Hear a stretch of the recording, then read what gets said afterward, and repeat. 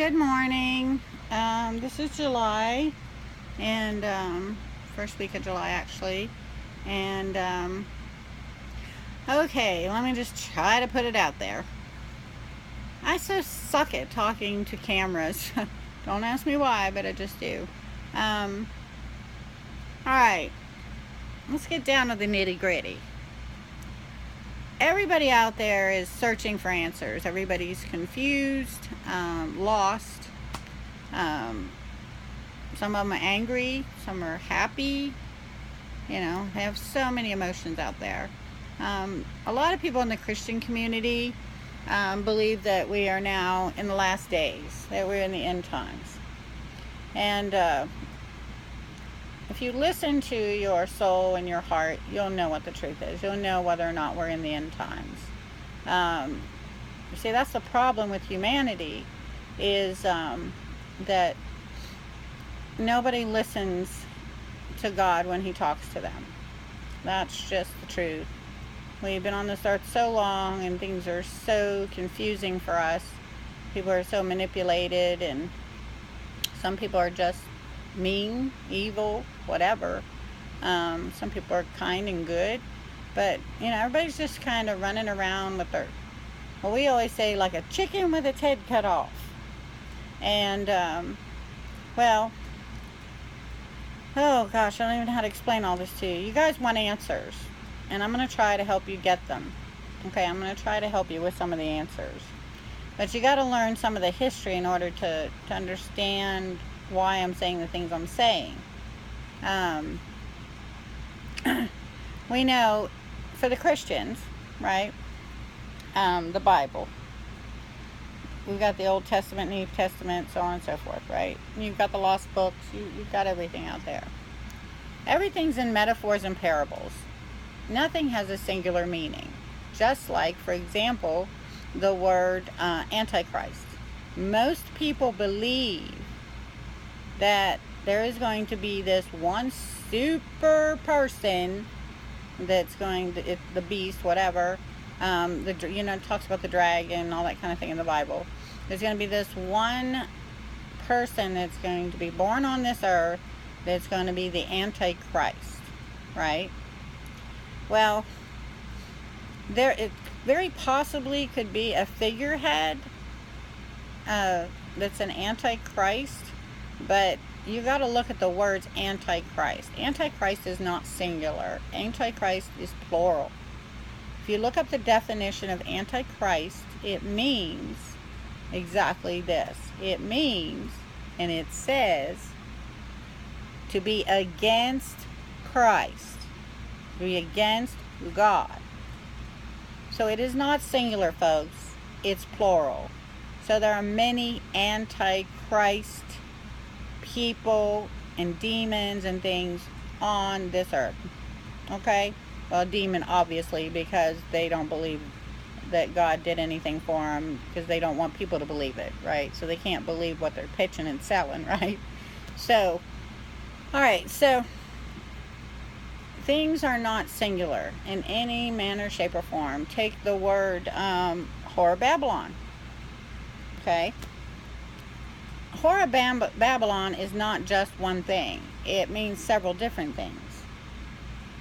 It pertains to different scenarios, different people, different situations. For example, you could say that Hillary Clinton is the Whore of Babylon. Okay? If you look at the criteria and you know what Hillary Clinton's done, then you would know that she would be considered the Whore of Babylon. But she's only one. You've also got Saudi Arabia. You've got multifaceted situations that the meaning of Whore of Babylon could apply to, right? So I'm trying to help all of you to understand what I understand. All right, so that will help to kind of wake you up a bit, So, okay, shoot. I'm trying so hard to, it's so complex, but it's simple at the same time. The bottom line is this. In the beginning, from Genesis and before Genesis, when God created us, and He is our Father, and I do mean literally our Father, biologically our Father, okay? Because He created us, remember? Well, how do you think He did that? It wasn't like I Dream a Genie, and He just like blinked and twitched His arms and folded His arms and blinked, and we all just kind of jumped in there and just appeared. He used His DNA to create us. That's why He says He's our Father. That's why we are His children. Okay? So you need to understand that that's very simple. It's rudimentary. It's elementary. It's so simple. It's like ABC, And and then the war that went on in heaven, right, with Lucifer and the other fallen angels, right, was because Lucifer did not want to watch over us. He didn't want the other angels to watch over us. He thought that our species was beneath them. So there was a war. He convinced 1/3 of the angels to turn against God, and there was a war in heaven.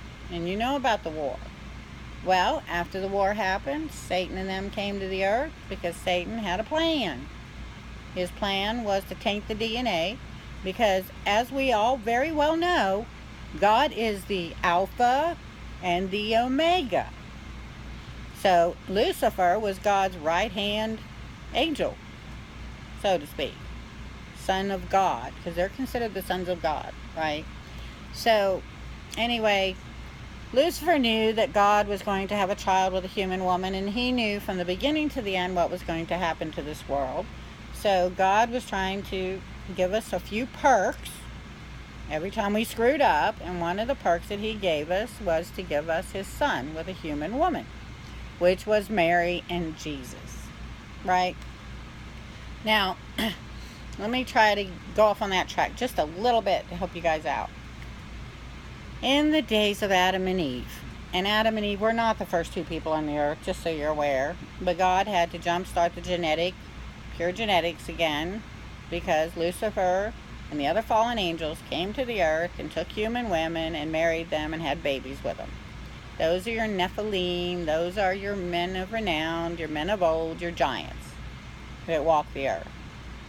Then that's why God took Noah, who was pure genetically, and his wife was pure genetically. There was no mixing of angel blood, God's blood, and human blood, as I like to call it. Only it's not blood, it's DNA. It's what it is.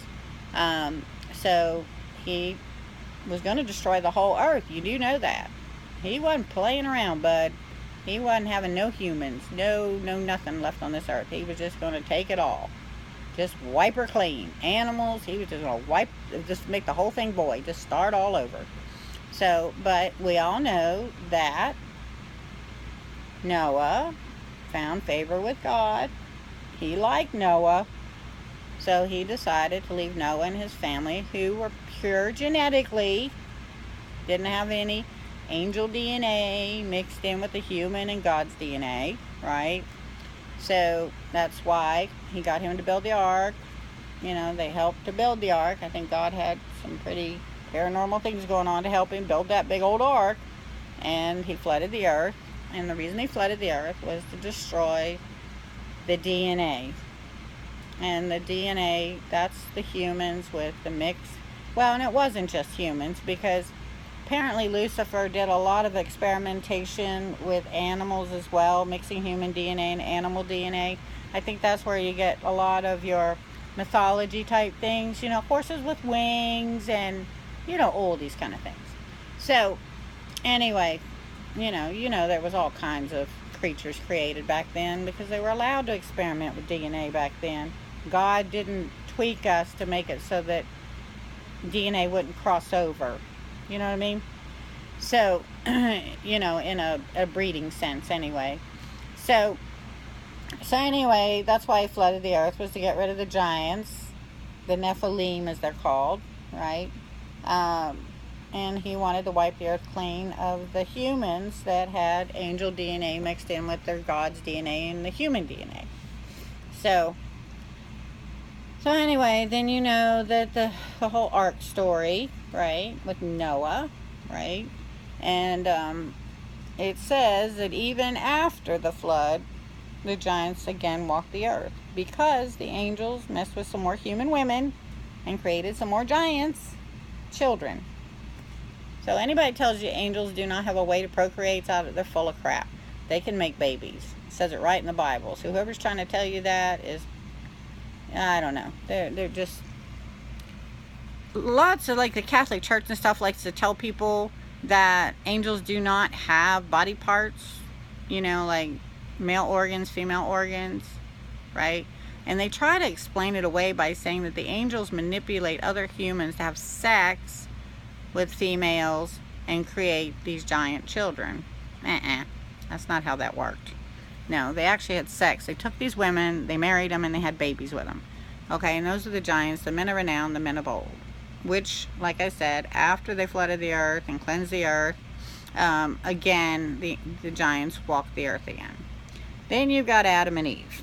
Okay, everybody seems to believe, not everybody, there are those of us who've learned, who know that it's not true, that Eve really ate a piece of fruit, from the tree of knowledge, the tree of good and evil, blah, blah, blah, right? Because there's more than one tree.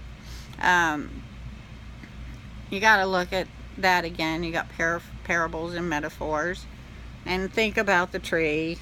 Okay, you got a tree trunk, and then you got the branches that stem from that, right? So when they talk about the tree, they're talking about creation. You got a tree trunk, starts out, then it branches out, and then it gets many, many branches, which would represent many, many children, and the whole thing with, I don't know, different trees, drop nuts, whatever, seeds, whatever, so that they can procreate, so they can increase in number, just like humans, like animals, whatever. So that's a metaphor, parable for she had sex. Only she had sex with Lucifer. Okay, she had sex with an angel. Fallen or not, she had sex with an angel. Then she goes home to her husband and gets him to have sex with her after she's had sex with Satan. And she released a couple eggs. One egg was, I think, fertilized by Lucifer, and the other egg was fertilized by Adam. So you got Cain and Abel. Everybody seems to think that she had two sets of twins, a boy and a girl and a boy and a girl, right? But if you look in the Bible, and even some of the lost books, it'll say she remained in labor, she continued in labor. That means she birthed more than one baby at a time, right? So she sinned. She went against God's wishes. She did what God told him not to do, okay? So God had to punish us, punish our race, because, and then you also got to look at Adam and Eve, because when they were in the garden, they weren't human. They were not human. They were more like angel type beings in the garden.